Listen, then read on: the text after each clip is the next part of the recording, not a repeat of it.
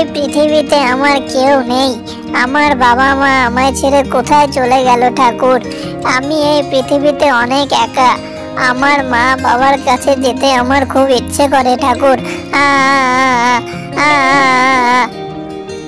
ঠিক তখনই সেই দিক দিয়ে বাঘ যাচ্ছিল।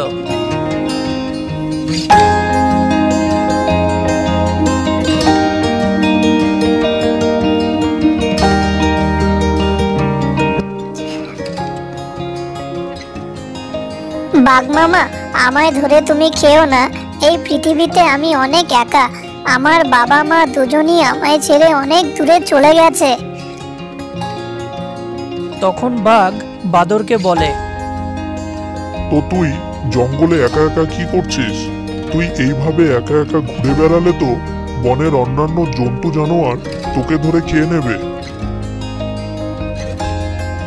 এই বলতে বলতে বাঘের ঠিক তখনই মনে পড়ে যায় তার গ্রামে এক শিয়ালিনী বাস করে, যে তার প্রতিবেশী। সে বাড়িতে একাই থাকে, তারও ছেলে বা স্বামী কেউই নেই। ঠিক তখনই বাঘ বাদরকে বলে, তুই চিন্তা করিস না, আমি তোকে আমার এক প্রতিবেশীর কাছে নিয়ে যাব, সেখানেই তুই বড় হয়ে উঠবি। এরপর বাঘ বাদরকে নিয়ে তার প্রতিবেশীর বাড়ির দিকে রওনা দেয়।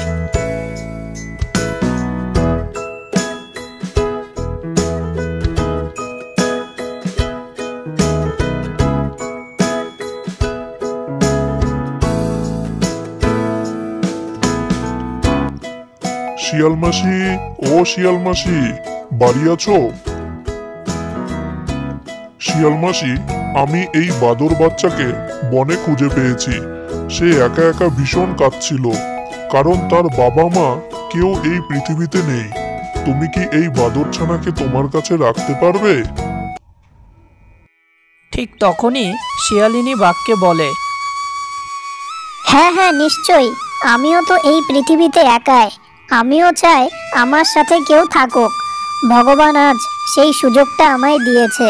আমি নিশ্চয়ই বাদরছানাকে আমার কাছে রাখবো। এরপর বাঘ শিয়ালিনীকে বলে, ঠিক আছে মাসি, তাহলে তো আর কোনো চিন্তাই থাকলো না। তাহলে আমি আসি, ঠিক আছে মাসি? তুমি ওই বাদর বাচ্চাকে তোমার কাছে রেখে দাও। এরপর বাঘ বাদরছানাকে শিয়ালিনীর কাছে রেখে চলে যায়।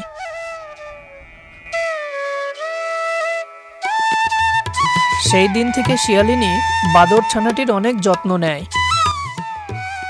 তুমি আমার কাছে এসেছো, আমি তোমায় অনেক বড় করে তুলবো সন্তানের মতন, কারণ আমিও তো এক সন্তানহারা মা। তোমার আমার কাছে থাকতে কোনো অসুবিধা হচ্ছে না তো? এরপর বাদরছানাটি শিয়ালিনীকে বলে, না না শিয়াল মা, আমি তোমার কাছে আমার মায়ের মতনই স্নেহ পাচ্ছি, ভালোবাসা পাচ্ছি। তুমি তো আমার মাই। এইভাবে অনেক মাস তাদের ভালোভাবেই কেটে যায়।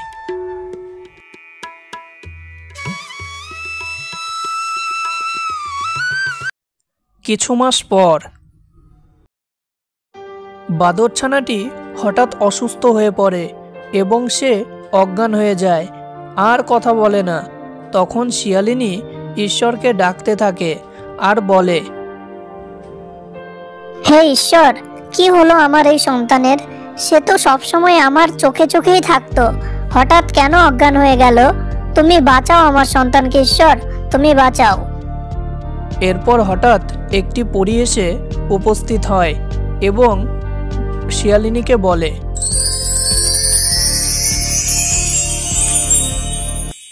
তুই কাঁদিস না মা, তোর সন্তান অসুস্থ হয়ে পড়েছে, সে শীঘ্রই সুস্থ হয়ে উঠবে। কিন্তু একটি শর্ত আছে, পাশের নদীতে 2 মাইল দূরে নদীর মাঝে একটি মায়াবী জাদুর আঙুর গাছ আছে। তুই তোর সন্তানকে সেই আঙুর গাছের কাছে নিয়ে যাবি। তারপর সেই আঙুর গাছের থেকে এক থোকা আঙুর পেড়ে তার গায়ের উপর রাখবি। ঠিক তখনই তোর সন্তান সুস্থ হয়ে উঠবে। এই বলে পরী অদৃশ্য হয়ে যায়।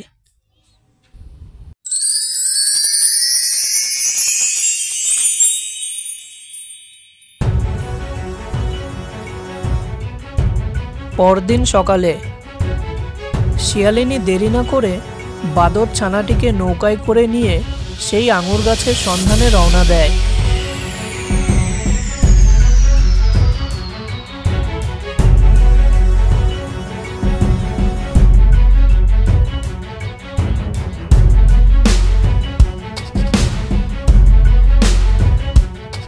দুই মাইল অতিক্রম করার পর অবশেষে সেই মায়াবী আঙুর গাছের কাছে এসে তারা পৌঁছায়।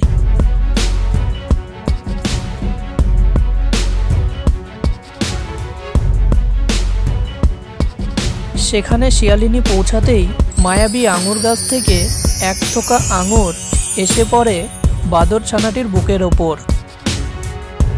তারপর কিছুক্ষণের মধ্যেই বানর ছানাটি সুস্থ হয়ে ওঠে। মা, তুমি আমায় কোথায় নিয়ে এসেছো মা? আমরা নদীর মাঝে কি করছি মা? এরপর শিয়ালিনী তার বাদর সন্তানকে তার অসুস্থতার কথা বলতে বলতে তারা পুনরায় বাড়ির দিকে রওনা দেয়। এইভাবে শিয়ালিনী তার অসুস্থ বাদর ছানাকে সুস্থ করে তোলে মায়াবী আঙুর গাছের মায়ার দ্বারা।